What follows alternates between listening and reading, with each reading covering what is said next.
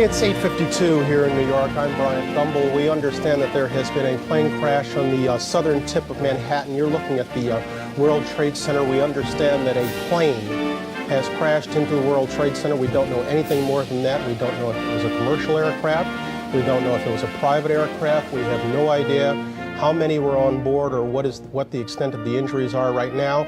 We have, I understand, an eyewitness on the phone right now. Sir, good morning. This is Bryant Gumbel. Could you give us your name? Yeah, my name is Stuart. Stuart, where are you right now? I'm working at a restaurant in Soho. All right, so tell us what you saw, if you would.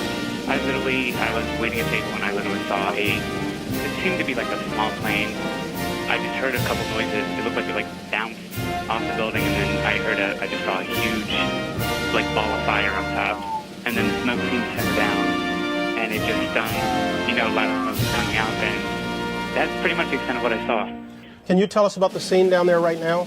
Right now, people are just on the street looking at the building. The building, there was just a lot of smoke. It's not too crazy down where I am. How far away from the World Trade Center specifically are you? I'm actually on Thompson Street North. I'm not too far.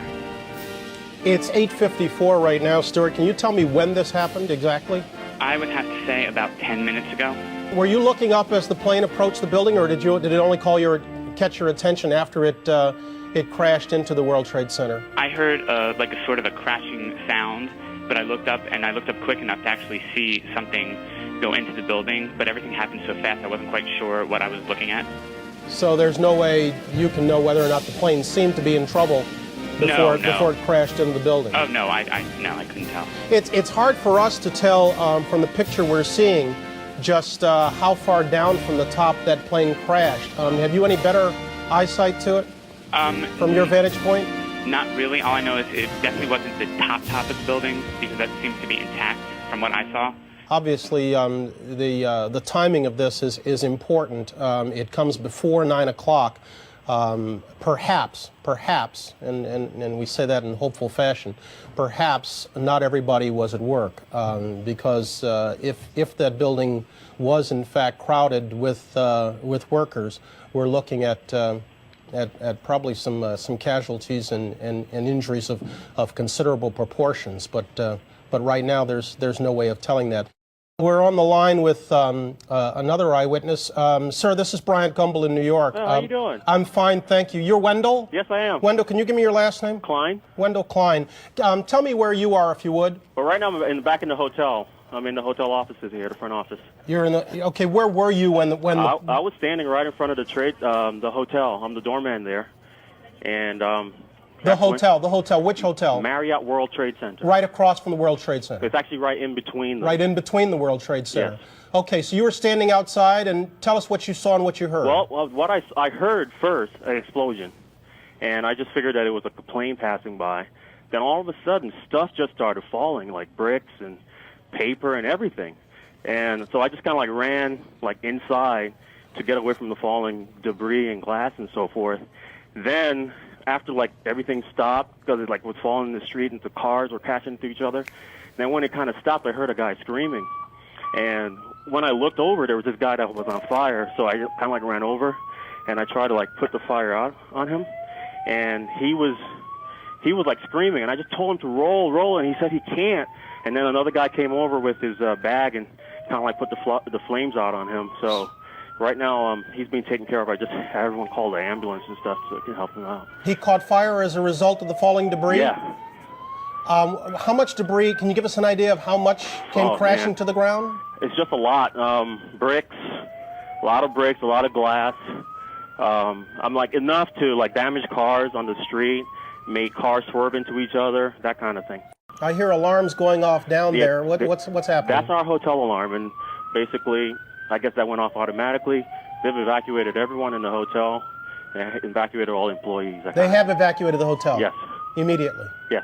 Are you hearing anything, Wendell, about what kind of a plane it was or how many were on board? No. All right. Mr. Klein, thank you very much, sir. I understand Teresa Renault is with us right now. Miss Renault, good morning. Good morning. How are you? This is Bryant Gumbel. I'm down on 59th and 5th. Where are you? I am in Chelsea, and we are at 8th and 16th.